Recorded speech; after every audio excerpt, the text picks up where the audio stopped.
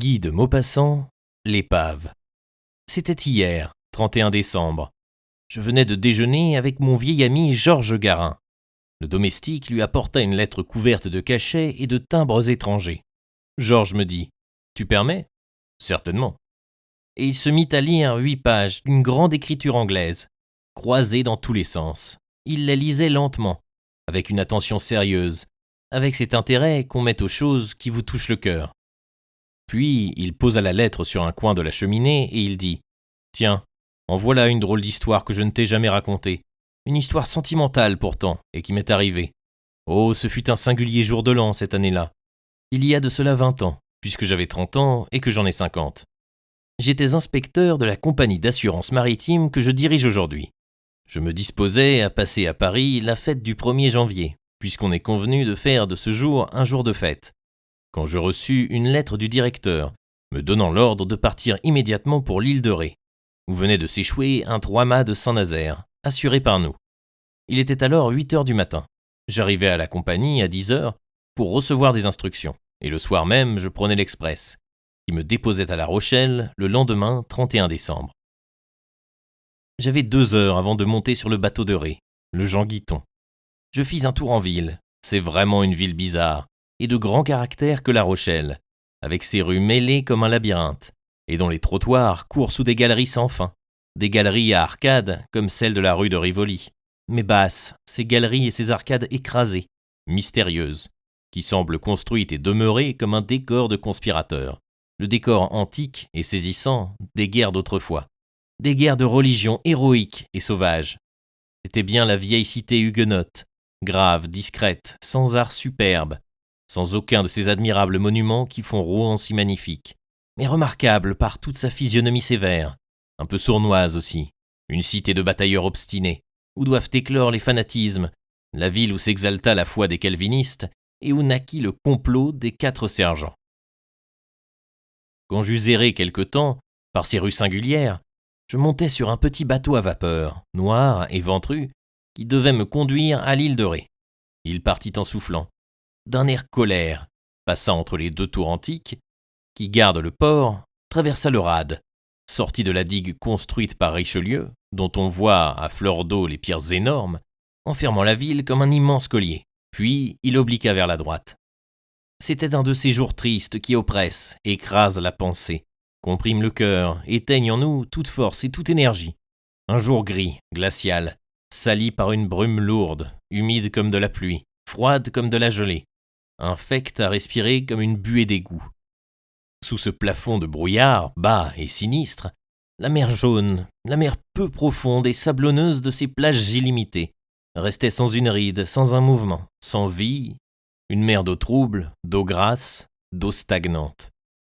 Le Jean Guiton passait dessus en roulant un peu, par habitude, coupait cette nappe opaque et lisse, puis laissait derrière quelques vagues, quelques clapots, quelques ondulations qui se calmaient bientôt. Je me mis à causer avec le capitaine. Un petit homme presque sans pattes, tout rond comme son bateau et balancé comme lui. Je voulais quelques détails sur le sinistre que j'allais constater. Un grand 3-mâts carré de Saint-Nazaire, le Marie-Joseph, avait échoué, par une nuit d'ouragan, sur les sables de l'île de Ré. La tempête avait jeté si loin ce bâtiment, écrivait l'armateur, qu'il avait été impossible de le renflouer et qu'on avait dû enlever au plus vite tout ce qui pouvait en être détaché. Il me fallait donc constater la situation de l'épave, apprécier quel devait être son état avant le naufrage, juger si tous les efforts avaient été tentés pour le remettre à flot. Je venais comme agent de la compagnie, pour témoigner ensuite contradictoirement, si besoin était, dans le procès. Au reçu de mon rapport, le directeur devait prendre les mesures qu'il jugerait nécessaires pour sauvegarder nos intérêts. Le capitaine du Jean Guiton connaissait parfaitement l'affaire, ayant été appelé à prendre part, avec son navire, aux tentatives de sauvetage. Il me raconta le sinistre, très simple d'ailleurs. Le Marie-Joseph, poussé par un coup de vent furieux, perdu dans la nuit, naviguant au hasard sur une mer d'écume, une mer de soupe au lait, disait le capitaine, était venu s'échouer sur ces immenses bancs de sable qui changent les côtes de cette région en Sahara illimité aux heures de la marée basse. Tout en causant, je regardais autour de moi et devant moi. Entre l'océan et le ciel pesant restait un espace libre, où l'œil voyait au loin. Nous suivions une terre. Je demandais C'est l'île de Ré ? Oui, monsieur. Et tout à coup, le capitaine, étendant la main droite devant nous, me montra en pleine mer une chose presque imperceptible et me dit « Tenez, voilà votre navire. Le Marie-Joseph » ? Mais oui. J'étais stupéfait. Ce point noir, à peu près visible, que j'aurais pris pour un écueil, me paraissait placé à 3 kilomètres au moins des côtes. Je repris. « Mais capitaine, il doit y avoir 100 brasses d'eau à l'endroit que vous me désignez. » Il se mit à rire. « 100 brasses, mon ami, pas 2 brasses, je vous dis. » C'était un Bordelais. Il continua. « Nous sommes marée haute, 9h40. Allez-vous-en par la plage, main dans vos poches. Après le déjeuner de l'hôtel du Dauphin, et je vous promets qu'à 2h50 ou 3h au plus, vous toucherez l'épave, pied sec, mon ami, et vous aurez 1h45 à 2h pour rester dessus. Pas plus, par exemple. Vous seriez pris. Plus la mer elle va loin, et plus elle revient vite. C'est plat comme une punaise, cette côte.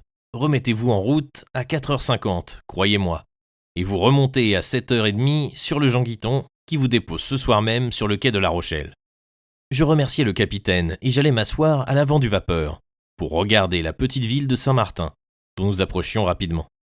Elle ressemblait à tous les ports en miniature, qui servent de capitale à toutes les maigres îles semées le long des continents. C'était un gros village de pêcheurs, un pied dans l'eau, un pied sur terre, vivant de poissons et de volailles, de légumes et de coquilles, de radis et de moules. L'île est fort basse, peu cultivée, et semble cependant très peuplée, mais je ne pénétrai pas l'intérieur. Après avoir déjeuné, je franchis un petit promontoire, puis, comme la mer baissait rapidement, je m'en allai, à travers les sables, vers une sorte de roc noir que j'apercevais au-dessus de l'eau, là-bas. J'allais vite sur cette plaine jaune, élastique comme de la chair, et qui semblait suer sous mon pied. La mer, tout à l'heure, était là. Maintenant, je l'apercevais au loin, se sauvant à perte de vue, et je ne distinguais plus la ligne qui séparait le sable de l'océan. Je croyais assister à une féerie gigantesque et surnaturelle. L'Atlantique était devant moi tout à l'heure.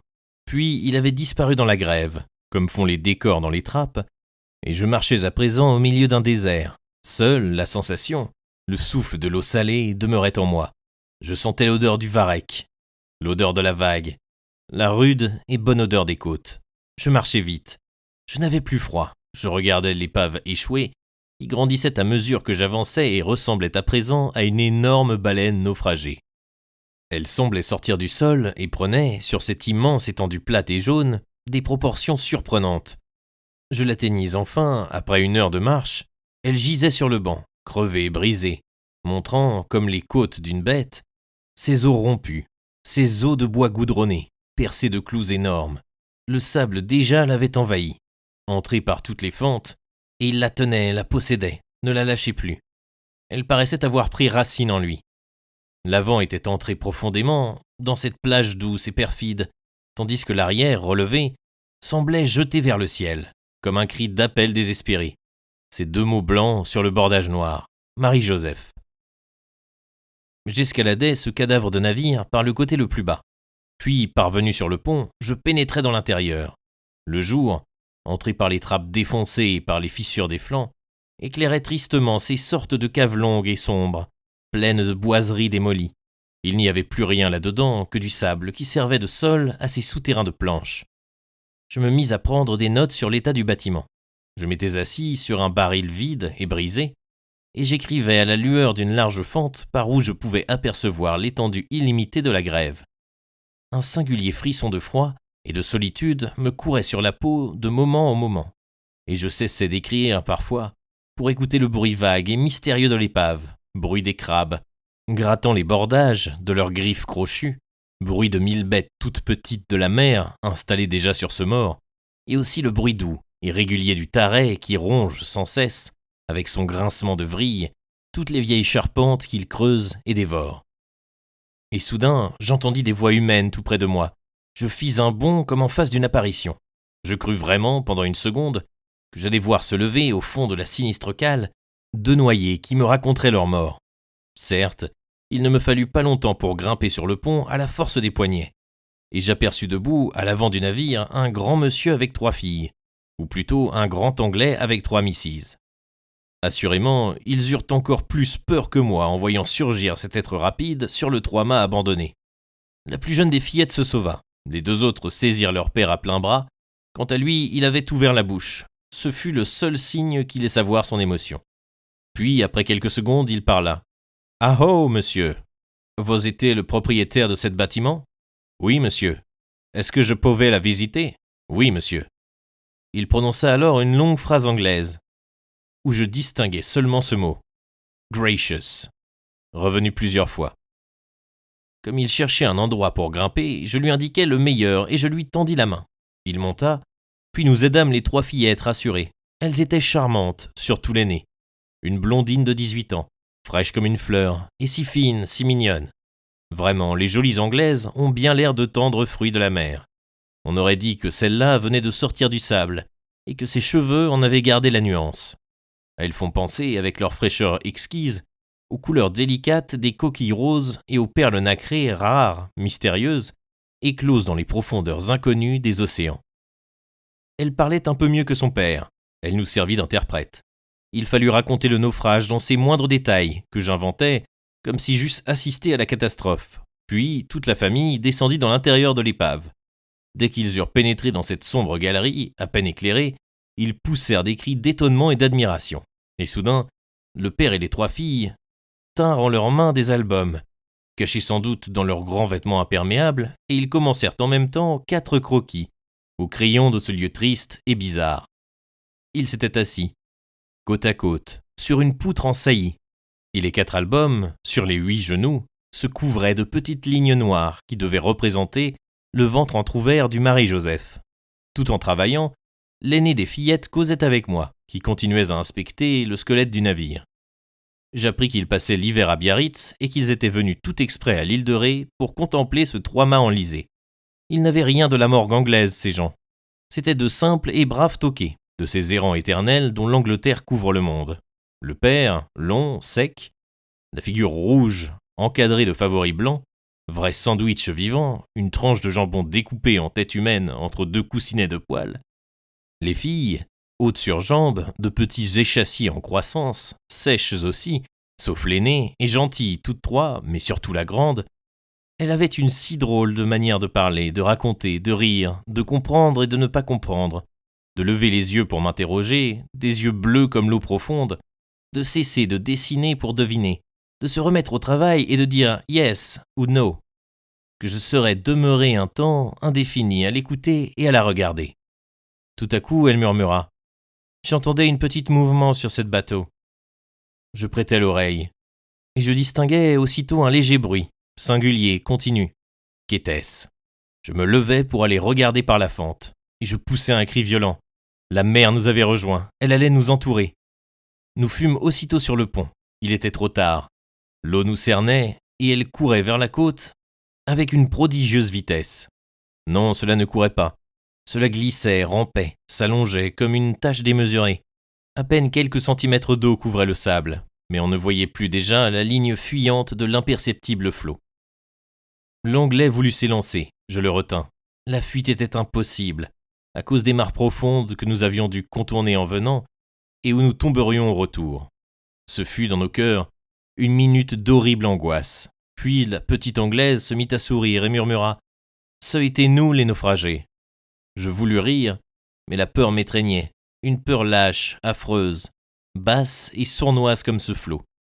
Tous les dangers que nous courions m'apparurent en même temps. J'avais envie de crier « Au secours !» Vers qui ? Les 2 petites Anglaises s'étaient blotties contre leur père, qui regardait, d'un œil consterné, la mer démesurée autour de nous. Et la nuit tombait, aussi rapide que l'océan montant. Une nuit lourde, humide, glacée. Je dis « Il n'y a rien à faire qu'à demeurer sur ce bateau ». L'Anglais répondit « Oh, yes !» Et nous restâmes là 1/4 d'heure, une demi-heure, je ne sais en vérité. Combien de temps, à regarder autour de nous, cette eau jaune qui s'épaississait, tournait, semblait bouillonner, semblait jouer sur l'immense grève reconquise.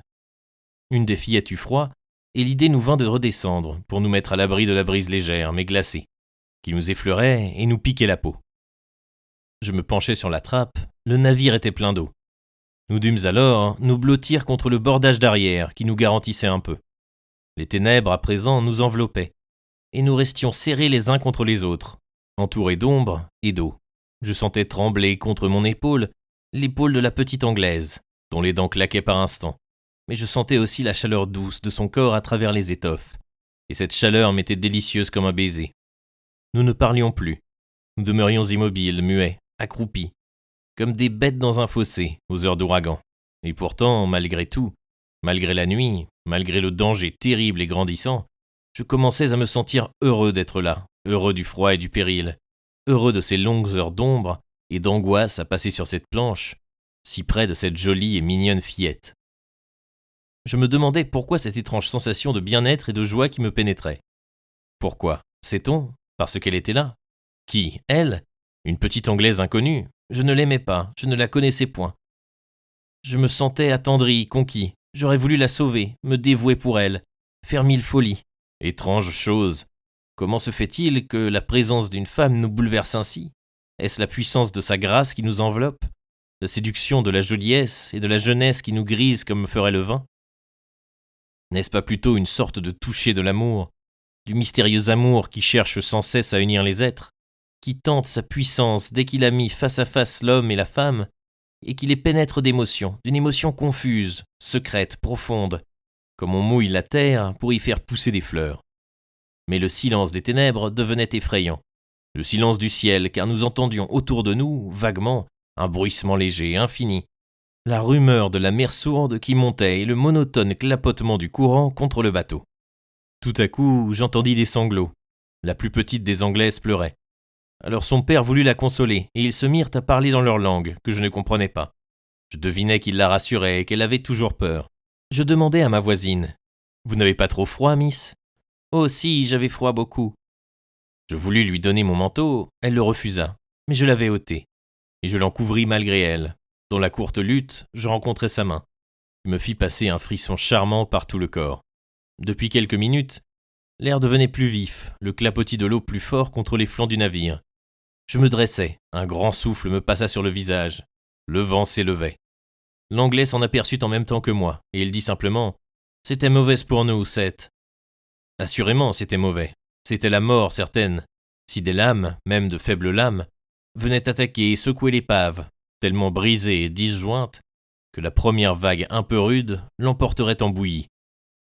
Alors notre angoisse s'accrut de seconde en seconde, avec les rafales de plus en plus fortes. Maintenant, la mer brisait un peu, et je voyais dans les ténèbres des lignes blanches paraître et disparaître, des lignes d'écume, tandis que chaque flot heurtait la carcasse du Marie-Joseph, l'agitait d'un court frémissement qui nous montait jusqu'au cœur. L'Anglaise tremblait, je la sentais frissonner contre moi. J'avais une folle envie de la saisir dans mes bras. Là-bas, devant nous, à gauche, à droite, derrière nous, des phares brillaient sur les côtes. Des phares blancs, jaunes, rouges, tournants, pareils à des yeux énormes, à des yeux de géants qui nous regardaient, nous guettaient, attendaient avidement que nous eussions disparu. Un d'eux, surtout, m'irritait. Il s'éteignait toutes les 30 secondes pour se rallumer aussitôt. C'était bien un œil, celui-là, avec sa paupière, sans cesse baissée sur son regard de feu. De temps en temps, l'Anglais frottait une allumette pour regarder l'heure, puis il remettait sa montre dans sa poche. Tout à coup, il me dit, par-dessus les têtes de ses filles, avec une souveraine gravité, « Monsieur, je vous souhaite bonne année. » Il était minuit. Je lui tendis ma main qu'il serra. Puis il prononça une phrase d'anglais. Et soudain, ses filles et lui se mirent à chanter le God Save the Queen, qui monta dans l'air noir, dans l'air muet, et s'évapora à travers l'espace. J'eus d'abord envie de rire, puis je fus saisi par une émotion puissante et bizarre. C'était quelque chose de sinistre et de superbe, ce chant de naufragés, de condamnés, quelque chose comme une prière, et aussi quelque chose de plus grand, de comparable à l'antique et sublime Ave César, Morituri te saluant. Quand ils eurent fini, je demandai à ma voisine de chanter toute seule une ballade, une légende, ce qu'elle voudrait, pour nous faire oublier nos angoisses. Elle y consentit, et aussitôt sa voix claire et jeune s'envola dans la nuit. Elle chantait une chose triste sans doute, car les notes traînaient longtemps, sortaient lentement de sa bouche, et voletaient comme des oiseaux blessés au-dessus des vagues. La mer grossissait, battait maintenant notre épave. Moi, je ne pensais plus qu'à cette voix. Et je pensais aussi aux sirènes. Si une barque avait passé près de nous, qu'auraient dit les matelots? Mon esprit tourmenté s'égarait dans le rêve. Une sirène. N'était-ce point, en effet, une sirène, cette fille de la mer, qui m'avait retenu sur ce navire vermoulu et qui, tout à l'heure, allait s'enfoncer avec moi dans les flots? mais nous roulâmes brusquement tous les 5 sur le pont, car le Marie-Joseph s'était affaissé sur son flanc droit. L'Anglaise étant tombée sur moi, je l'avais saisie dans mes bras, et follement, sans savoir, sans comprendre, croyant venue ma dernière seconde, je baisais à pleine bouche sa joue, sa tempe et ses cheveux. Le bateau ne remuait plus. Nous autres aussi ne bougions point. Le père dit « Kate !» Celle que je tenais répondit « Yes !» et fit un mouvement pour se dégager. Certes, à cet instant, j'aurais voulu que le bateau s'ouvrît en deux pour tomber à l'eau avec elle. L'Anglais reprit « Une petite basse-coule, ce n'était rien. J'avais mes 3 filles conserves. » Ne voyant point l'aînée, il l'avait cru perdue d'abord. Je me relevai lentement, et soudain j'aperçus une lumière sur la mer, tout près de nous. Je criai, on me répondit. C'était une barque qui nous cherchait, le patron de l'hôtel ayant prévu notre imprudence. Nous étions sauvés, j'en fus désolé. On nous cueillit sur notre radeau, et on nous ramena à Saint-Martin. L'Anglais, maintenant, se frottait les mains et murmurait « Bonne soupée, bonne soupée !» On soupa, en effet. Je ne fus pas gai, je regrettais le Marie-Joseph. Il fallut se séparer le lendemain, après beaucoup d'étreintes et de promesses de s'écrire. Ils partirent vers Biarritz. Peu s'en fallut que je ne les suivisse. J'étais toqué. Je faillis demander cette fillette en mariage. Certes, si nous avions passé 8 jours ensemble, je l'épousais. Comme l'homme, parfois, est faible et incompréhensible. 2 ans s'écoulèrent sans que j'entendisse parler d'eux. Puis je reçus une lettre de New York. Elle était mariée et me le disait. Et depuis lors, nous nous écrivons tous les ans au 1er janvier. Elle me raconte sa vie, me parle de ses enfants, de ses sœurs, jamais de son mari. Pourquoi ? Ah, pourquoi ? Et moi, je ne lui parle que du Marie-Joseph. C'est peut-être la seule femme que j'ai aimée. Non, que j'aurais aimée. Ah, voilà, sait-on. Les événements vous emportent, et puis, tout passe. Elle doit être vieille à présent. Je ne la reconnaîtrai pas. Ah, celle d'autrefois. Celle de l'épave, quelle créature, divine. Elle m'écrit que ses cheveux sont tout blancs. Mon Dieu. Ça m'a fait une peine horrible. Ah, ses cheveux blonds. Non, la mienne n'existe plus. Que c'est triste, tout ça.